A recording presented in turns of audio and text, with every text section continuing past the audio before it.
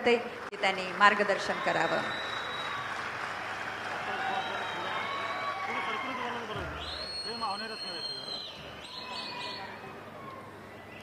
हिंदवी स्वराज्याचे सरसंस्थापक छत्रपती शिवरायांना मानाचा मुजरा करतो.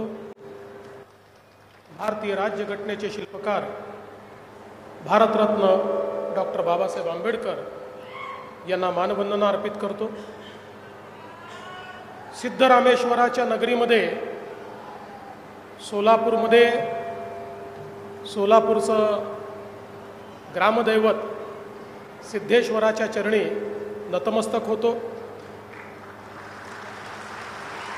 संपूर्ण महाराष्ट्राचं आराध्य दैवत पांडुरंगाच्या चरणी नतमस्तक होतो आणि त्याचसोबत श्री स्वामी समर्थ आणि भगवंताच्या चरणी देखील या ठिकाणी मी माझा नमस्कार पोचवतो.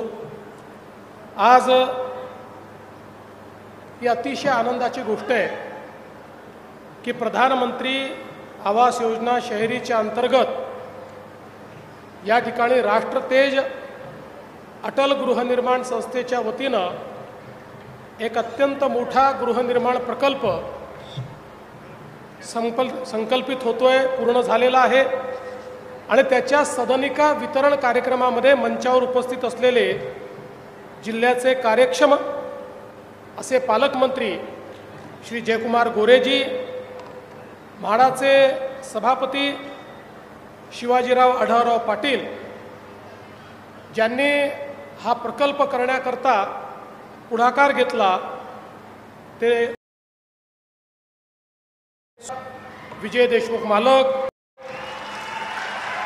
त्याचप्रमाणे माजी मंत्री आणि ज्येष्ठ आमदार सुभाष बापू देशमुख, समाधानजी अवताडे, सचिनजी कल्याण शेट्टी, देवेंद्रजी कोठे, रणजितसिंहजी मोहिते पाटील, अभिजितजी पाटील, शिवाजी पाटील, राजाभाऊ राऊत, नरसिंह मेंगजी, चेतनसिंग केदार, शशिकांत चव्हाण, रोहिणी तळवळकर, शहाजी बापू पवार, मिलिंद शंभरकर, कुमार आशीर्वाद, सचिन ओंबासे, राहुल साकोरे, मंचावरील सर्व मान्यवर आणि या ठिकाणी उपस्थित सर्व भगिनी आणि बंधूंनो, आज खरोखर मला या गोष्टीचं समाधान आहे की कालच ज्यांची पुण्यतिथी झाली असे या देशाला नवीन दिशा देणारे आणि नवभारताचं पायवा ज्यांनी रचला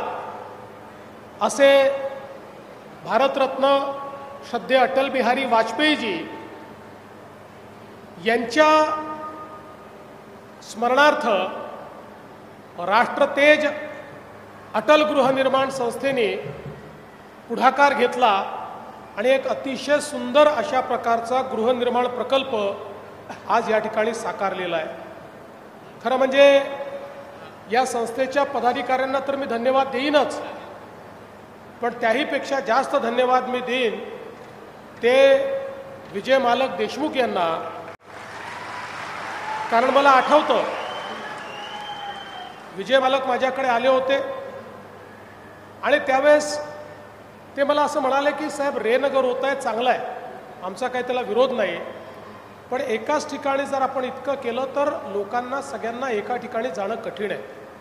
त्यावेळेस मी त्यांना सांगितलं की मालक ते होऊ द्या, तुम्ही पण एक प्रकल्प का घेत नाही, तुम्ही तशा प्रकारचा एक प्रकल्प केला पाहिजे. आणि मालकांनी त्या क्षणी सांगितलं की हो, आम्ही असा प्रकल्प करू आणि मी माझ्याच मतदारसंघामध्ये अशा प्रकारचा प्रकल्प या ठिकाणी हातामध्ये घेईन. आणि आज मला आनंद आहे की मी ज्या वेळेस जाऊन घरं बघितली, अतिशय सुंदर घरं या ठिकाणी तयार झालेली आहेत. खरं म्हणजे या देशामध्ये प्रधानमंत्री मोदीजी एक असे प्रधानमंत्री झाले की ज्यांनी सामान्य माणसाच्या मूलभूत गरजांना हात घातला आणि अन्न वस्त्र निवाऱ्यासारख्या मूलभूत गरजा पूर्ण झाल्यानंतर शिक्षण, आरोग्य, रोजगारासारख्या समस्या आपल्याला पूर्ण करायच्या आहेत. पण त्याचवेळी अनेक लोक, जवळजवळ अर्धा भारत किंवा 40% भारत हा निवाऱ्याविना अशा प्रकारची भारताची परिस्थिती बघितल्यानंतर माननीय मोदीजींनी प्रधानमंत्री आवास योजना सुरू केली आणि त्या योजनेचे वेगवेगळे कंगोरे आपल्याला पाहायला मिळत आहेत. आणि त्यातच प्रधानमंत्री आवास योजनेच्या अंतर्गत PPPच्या अंतर्गत काही प्रकल्प आपण हातामध्ये घेतले आणि त्यातलाच हा प्रकल्प आहे की ज्या प्रकल्पामध्ये अटल बांधकाम कामगार योजनेतनंही 2 लाख रुपये आपण दिलेले आहेत. ग्रीन बेल्टमध्ये आपण हा अलाव केल्यामुळे त्या ठिकाणी प्रधानमंत्री आवास योजनेतले पैसे मिळालेले आहेत आणि इन्फ्रास्ट्रक्चर करताही आपण राज्य सरकारकडनं पैसे दिलेले आहेत. त्यामुळे लाभार्थ्याला अत्यंत कमी दरामध्ये हे घर मिळालेलं आहे. इथला लाभार्थी हा ज्या भाड्याच्या घरात किरायाच्या घरात राहतो तिथे जेवढा किराया त्याला भरावा लागतो तेवढाच किराया त्याला आता किंवा तेवढेच पैसे त्याला बँकेचा हप्ता म्हणून भरावे लागतील आणि घर त्याचं स्वतःचं त्याच्या नावाने होईल. अशा प्रकारची रचना या संपूर्ण प्रकल्पाची आपण या ठिकाणी केलेली आहे. आणि म्हणून आपण जर बघितलं तर एकट्या सोलापूरमध्ये माननीय प्रधानमंत्र्यांच्या आवास योजनेच्या अंतर्गत 48,000 घरांचं नियोजन आपण केलं. त्यातले 25,000 घरं हे पूर्ण झाले. 20,000 घरांमध्ये लोक राहायला गेले आणि उर्वरित घरं देखील या ठिकाणी पूर्ण होत आहेत. आणि याकरता माननीय प्रधानमंत्री महोदयांनी जवळजवळ 1,000 कोटी रुपये हे आपल्याला उपलब्ध करून दिलेले आहेत. त्यामुळे मोठ्या प्रमाणात आज गरिबाच्या घराचं स्वप्न आपण पूर्ण करू शकतो. आणि यासोबत आत्ताच आपल्याला ग्रामविकास मंत्री पालकमंत्री महोदयांनी सांगितलं की आपल्या ग्रामीण भागामध्ये प्रधानमंत्री आवास योजना ग्रामीणच्या अंतर्गत आत्तापर्यंत आपल्याला गेल्या 5-7 वर्षात 10-12 लाख घरं बांधून पूर्ण करता आली. आणि आम्ही माननीय मोदीजींकडे आणि माननीय ग्रामविकास मंत्र्यांकडे गेलो आणि आम्ही त्यांना सांगितलं आम्हाला वाढीव कोटा हवा आहे. ते म्हणाले किती तुमच्याकडे वेटिंग लिस्ट आहे. आम्ही सांगितलं 2018 पर्यंतचा सर्वे पूर्ण झालेला आहे. त्यानंतर नवीन सर्वे झाला नाही. 18 पर्यंतची वेटिंग लिस्टचा जर विचार केला तर 30 लाख लोक असे आहेत की ज्यांच्याकडे घर नाही. आम्हाला वाटलं आपण 30 लाख सांगितलं किमान 10 लाख तरी घरं हे देतील. पण मोदीजींनी आणि शिवराज सिंग चौहानांनी सांगितलं याच वर्षी पूर्ण 30 लाख घरं आम्ही तुम्हाला देतो. त्यामुळे 2018 पर्यंतची SC असो ST असो ओपन असो कुठली कॅटेगरी असो OBC असो सगळ्या कॅटेगरीतले जेवढे आमचे नागरिक आहेत यांना 100% घरं ही आपण त्या ठिकाणी देतो. आणि मी ग्रामविकास विभागाचं अभिनंदन करेल की देशामध्ये सर्वाधिक वेगानं 30 लाख घरं मिळाली. त्यातली जेव्हा पहिली 15 लाख घरं मिळाली त्या 15 लाख घरांचं एका महिन्यामध्ये त्याचे जे काही मंजुरीचे कागदपत्र हे त्या व्यक्तीच्या हाती आम्ही दिले आणि त्याच्या खात्यामध्ये पैसे देखील दिले. म्हणजे 10 लाख घरांचं काम मंजुरीपासनं एका महिन्यामध्ये ग्रामविकास खात्याने सुरू केलं. आणि आता तर 20 लाखापेक्षा जास्त घरांचं काम सुरू झालेलं आहे. म्हणजे पुढच्या 2 वर्षामध्ये जवळपास 30 लाख कुटुंबांना म्हणजे 1.5 कोटी लोकांना आपलं स्वतःचं घर या ठिकाणी मोदीजींमुळे मिळेल. त्यांच्या स्वप्नातलं घर आपण पूर्ण करू शकू. आणि मग आम्ही त्या ठिकाणी मोदीजींना ही विनंती केली की अनेक लोक 2018च्या यादीतही सुटले आहेत. काही कुटुंब विभक्त झाली आहेत. काही लोकांचं त्या वेळच्या गावाच्या राजकारणामध्ये नाव सोडून गेलेलं आहे. आणि म्हणून तुम्ही पुन्हा एकदा पोर्टल ओपन करा आणि 2018 ते 2024 या कालावधीत जे लोक सुटलेले आहेत त्यांचंही रजिस्ट्रेशन करायची परवानगी द्या. आणि मला आनंद आहे की त्यांचंही रजिस्ट्रेशन करण्याची परवानगी आपल्याला मिळाली. त्यांचीही यादी तयार झाली आणि लवकरच आता त्यांनाही केंद्र सरकारच्या माध्यमातून घरं मिळतील. म्हणजे महाराष्ट्र हे पहिलं राज्य आपल्याला असं करायचं आहे की जे बेघर मुक्त राज्य आहे. कोणीच असं राहणार नाही की ज्याच्याकडे राहायला छप्पर नाही, ज्याच्याकडे राहायला घर नाही. आणि हे सगळं करत असताना त्याकरता जे काही आवश्यक इन्फ्रास्ट्रक्चर आहे ते तर आपण देतोच आहोत. पण आता आपण असा निर्णय केला, ही जी 30 लाख घरं आहेत, या 30 लाख घरांना केंद्र सरकारच्या पैशासोबत राज्य सरकार अतिरिक्त 50,000 रुपये देईल. आणि त्यामध्ये आम्ही निर्णय केला, प्रत्येक घरावर आम्ही सोलर लावणार आहोत. म्हणजे या 30 लाख लोकांना विजेचा 1 रुपयाचा देखील खर्च येणार नाही. यांना पूर्णपणे मोफत वीज मिळेल अशा प्रकारची व्यवस्था देखील या निमित्ताने आपण करतो. आज खरं म्हणजे सोलापूरने एक चांगला पॅटर्न तयार केला आहे. मी पंधेंचं मनापासून अभिनंदन करतो की ज्या प्रकारे त्यांनी या संपूर्ण गृहनिर्माणाच्या क्षेत्रामध्ये वेगानं काम कसं करता येईल आणि क्वालिटीचं काम कसं करता येईल. आपल्यापैकी कोणी जाऊन घर बघा, एखाद्या खाजगी बिल्डरलाही लाजवेल अशा चांगल्या क्वालिटीचं घर या ठिकाणी तयार करण्यात आलेलं आहे. आणि म्हणून ही देखील सोलापूरने एक महाराष्ट्राला दिशा दाखवली आहे की चांगल्या पद्धतीच्या हाऊसिंग कॉलनीज या गरिबाकरता आणि निम्न मध्यमवर्गीयांकरता कशा तयार करता येतात. आणि निश्चितपणे येत्या काळामध्ये त्या संदर्भात अजून अशा प्रकारचे प्रकल्प घेण्याचा आपण प्रयत्न करू. आज खरं म्हणजे विजय मालक म्हणाले की मुख्यमंत्री महोदयांचं सोलापूरवर काही प्रेम कमी झालं आहे का. मालक, तुम्ही लोक असताना माझं प्रेम कसं कमी होईल. तुमच्यावरच प्रेम आहे तर सोलापूरवर प्रेम राहणारच आहे. पण मी तुम्हाला सांगू इच्छितो की 2.5 वर्ष उपमुख्यमंत्री होतो तरीही सोलापूरचा ट्रॅक सोडला नाही. तुम्हाला माहिती आहे, सोलापूरची पिण्याच्या पाण्याची ही जी आपली पाईपलाईनची योजना होती पूर्ण अडचणीत होती.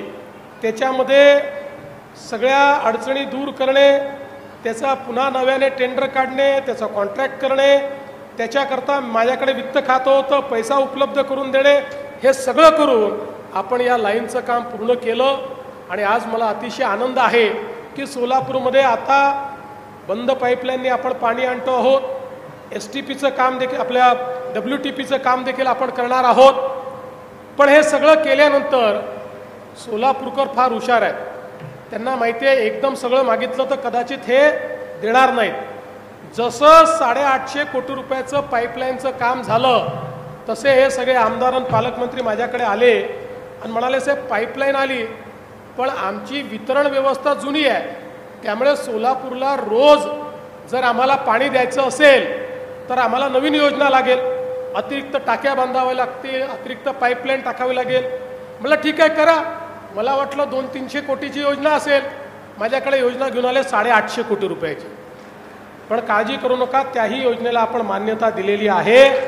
आणि 850 कोटी रुपयाची योजना करून सोलापूरसारख्या माझ्या प्रमुख शहरामध्ये, हे दक्षिणेतली आपली एक अत्यंत महत्त्वाची महानगरपालिका आहे, त्याच्यामुळे या महानगरपालिकेच्या क्षेत्रामध्ये प्रत्येक घरी रोज पिण्याचं पाणी गेलंच पाहिजे अशा प्रकारचा आपला आग्रह आहे. आणि म्हणून या दृष्टीने निश्चितपणे याला देखील आपण मान्यता देतो. मागच्या काळात मालकांनी सांगितलं वेगवेगळ्या योजना आपण या ठिकाणी पूर्ण केल्यात. आणि आता पुढच्या काळामध्ये आपलं जे स्वप्न आहे सोलापूरहून मुंबईला विमान जाण्याचं, त्याचाही मार्ग आपण मोकळा केला आहे. विमानतळाचंही अतिरिक्त काम आपल्याला काही करायचं आहे, तेही आपण यापुढे करणार आहोत. पण त्याचवेळी खरं म्हणजे आता आपण मागणी केली की आमच्याकडे रोजगाराची निर्मिती झाली पाहिजे. आज आपण पुण्याच्या IT पार्कमध्ये गेलात आणि सोलापूरकर कोण म्हणून आवाज दिला, अर्धे लोक हात वर करतात, सगळे सोलापूरकरच आहेत तिकडे. त्याच्यामुळे आता तीच व्यवस्था जर आपण इथे उभी केली तर मला असं वाटतं की मोठ्या प्रमाणात आपल्या मुलांच्या हाताला आपण काम देऊ शकू. आणि म्हणून मी आता जिल्हाधिकारी, महानगरपालिका आयुक्त, पालकमंत्री तुम्हाला सगळ्यांना सांगतो, IT पार्क करता उत्तम अशी जागा शोधून काढा. मी MIDCच्या माध्यमातून IT पार्क या ठिकाणी तयार करून देईन आणि आपण IT कंपन्यांना देखील इथे घेऊन येऊ, जेणेकरून आपल्याला मोठ्या प्रमाणात या ठिकाणी काम करता येईल. आणि दुसरं, आपण हे लक्षात ठेवा, इंडस्ट्री ही कनेक्टिव्हिटीने येते. आज एकीकडे आपल्या एअरपोर्टचं काम झालं आणि एअरपोर्टवर फ्लाईट यायला लागली, रस्त्यांची कनेक्टिव्हिटी अतिशय चांगली झालेली आहे. या सगळ्या कनेक्टिव्हिटीमुळे आपल्याकडे, कारण एकेकाळची आपली औद्योगिक नगरी आहे, हळूहळू काही कारणाने उद्योग कमी झाले, पण आता या उद्योगात भरभराटी कशी आणायची या संदर्भातली कारवाई देखील येत्या काळामध्ये निश्चितपणे आपण करू. आज मला या निमित्ताने आपले अण्णासाहेब पाटील आर्थिक विकास महामंडळाचे देखील अतिशय मनापासून आभार मानायचे आहेत आणि विशेषतः सुभाष बापू देशमुख आपले देखील आभार मानायचे आहेत की 2500 लोकांना आपण या महामंडळाच्या माध्यमातून आपल्या लोकमान्य मल्टीपर्पजमधनं या ठिकाणी कर्ज देऊन त्यांना उद्योजक म्हणून उभं केलेलं आहे. आणि मला सांगताना आनंद वाटतो, मी ज्यावेळेस अण्णासाहेब पाटील आर्थिक विकास महामंडळाची पुनर्रचना केली त्यावेळेस सांगितलं होतं की आपल्याला या महामंडळातनं मराठा समाजामध्ये उद्योजक तयार करायचे आहेत. आणि आज सांगताना आनंद वाटतो की जवळपास 1,52,000 उद्योजक या महामंडळाच्या माध्यमातून आज आपण उभे करू शकलो आणि त्यांना जवळपास 13,000 कोटी रुपये हे आपण त्या ठिकाणी मिळवून दिले. आणि त्यातनं आज जो स्वतः नोकरी मागत होता आज तो 5-10 लोकांना नोकऱ्या देतो आहे. म्हणजे नोकरी करणारा नाही, नोकरी देणारा उद्योजक, असे 1.5 लाख उद्योजक आज आपण या माध्यमातून तयार केलेले आहेत. आणि खऱ्या अर्थानं या ठिकाणी आमचे नरेंद्र पाटील यांनी अतिशय चांगल्या प्रकारे या महामंडळाची जबाबदारी सांभाळली, त्यांचंही मी अभिनंदन करतो. आणि आमच्या लाडक्या बहिणींनी आज या ठिकाणी मला राख्या बांधल्या. खरं म्हणजे या बहिणींचं कर्ज आम्ही कधीच उतरवू शकणार नाही. या बहिणींचं प्रेम आणि आशीर्वाद आमच्या पाठीशी असल्यामुळे कितीही मोठी संकट आलं तरी त्या संकटामध्ये हा जो राखीचा धागा आहे हा धागा आमच्या पाठीशी उभा असतो आणि त्याच्या आशीर्वादामुळे त्या संकटातनं आम्ही बाहेर पडत असतो. आणि म्हणून सोलापूरकरांना मी पुन्हा एकदा या निमित्ताने आश्वस्त करू इच्छितो, सर्व सन्मान्य आमदारांना, लोकप्रतिनिधींना आश्वस्त करू इच्छितो, आम्ही सगळे, मी असेल, शिंदेसाहेब असतील, अजितदादा असतील किंवा महाराष्ट्राचं सरकार हे सोलापूरच्या पाठीशी खंबीरपणे उभा आहे. तुम्ही काळजी करू नका, सोलापूरला जे जे लागेल ते ते देण्याचा प्रयत्न आम्ही करू. आज पुन्हा एकदा ज्यांना घरं मिळालेली आहेत, ज्यांच्या जीवनामध्ये स्वतःच्या घराचं स्वप्न पूर्ण झालेलं आहे, अशा सगळ्यांचं मी अभिनंदन करतो. आणि पुन्हा एकदा मालक तुमचं आणि सगळ्या टीमचं अभिनंदन करून या ठिकाणी माझं बोलणं संपवतो. जय हिंद, जय महाराष्ट्र. धन्यवाद फडणवीस साहेब. जो जे वांछिल तो ते लाहो या भावनेतून